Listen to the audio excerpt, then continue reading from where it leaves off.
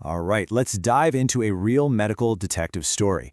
We're talking about a condition that's a true master of disguise, urinary tuberculosis. It has this nickname, the Great Pretender, and for good reason. It can look like so many other, much more common problems.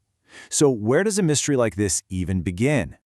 Well, picture this. Let's put you in the doctor's shoes. A patient comes in and everything screams urinary tract infection. So you test their urine, and sure enough, it is loaded with white blood cells, the body's little soldiers, clearly fighting something. But then, when you try to grow the bacteria in a lab culture, you get nothing. Absolutely nothing. It's like you're chasing a ghost. This is the central puzzle that gets the whole investigation started.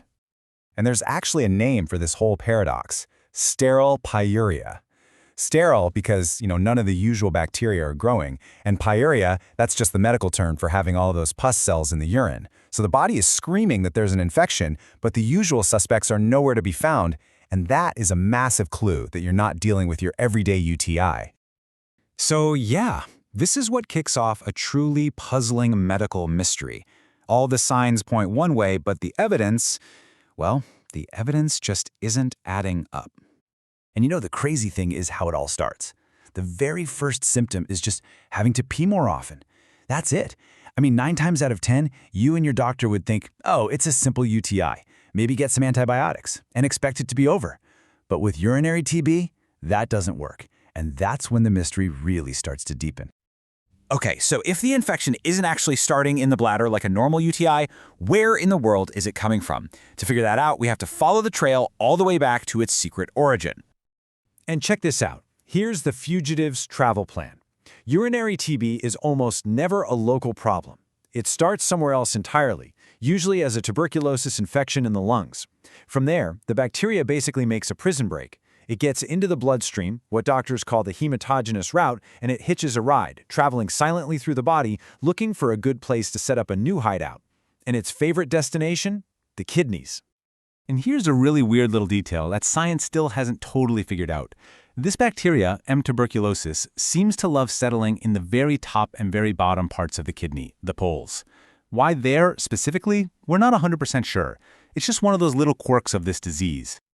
So once this bacteria has found its new home in the kidney, it gets down to business. And believe me, as it spreads, it leaves behind a serious trail of destruction. This whole invasion happens in stages. First, it forms these little pockets of inflammation, called granulomas, in the outer part of the kidney. Then it starts digging deeper, causing sores and ulcers. And then, this is the key moment. One of those ulcers eventually just bursts open and spills its contents into the kidney's drainage system. It's like a tiny dam breaking, and that's what finally dumps all those bacteria and white blood cells into the urine, causing the sterile pyuria that got us suspicious in the first place.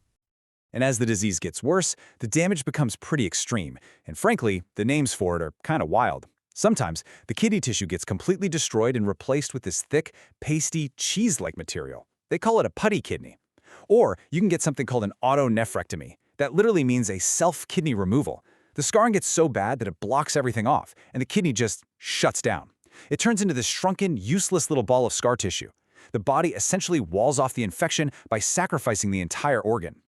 And the damage doesn't just stop at the kidney. No way. It continues right on down the plumbing. The ureter, the tube leading away from the kidney, can get so scarred that it turns into a rigid, wide-open pipe called a golf hole ureter. And the bladder? The constant inflammation can make it shrink and harden until it's tiny, like a thimble. They actually call it a thimble bladder. And hey, remember that very first symptom, having to pee all the time? Well, a bladder the size of a thimble would definitely explain that. See? It all connects. Okay, so we've seen all the complex and hidden damage this thing can do. How on earth did doctors finally corner this thing and unmask the culprit for good? Well, it takes a whole lot of persistence. This bacteria is really elusive and doesn't show up in the urine all the time. So one test isn't going to cut it. The standard is to collect samples on 5. That's right, 5 consecutive mornings. This just gives you way more chances to finally catch the little guy in the act. So, the ultimate goal, the smoking gun, is to get a positive ID. You have to prove that M. tuberculosis is physically in the urine.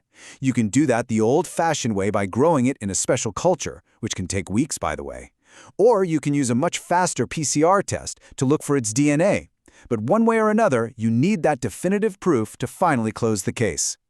Now, besides the lab work, you've got to see the battlefield. For that, you need imaging. An older X-ray technique, the IVU, is actually amazing at spotting the very earliest signs of damage, which can look like moth-eaten edges inside the kidney. But today, the real investigation of choice is a CECT scan. It gives you the best overall picture of how severe the disease is and just how far the damage has spread. All right, so the culprit has been unmasked, and the damage report is in. Now it's time to fight back and start repairing the harm. And the treatment is really a two-pronged attack. First, you have the main assault, a long course of multiple, powerful anti-tuberculosis drugs to wipe out the infection. But that's often not enough. You still have to deal with the wreckage left behind. For the physical complications, like those blockages or that tiny thimble bladder, surgery might be the only way to reconstruct the urinary tract and get things working properly again.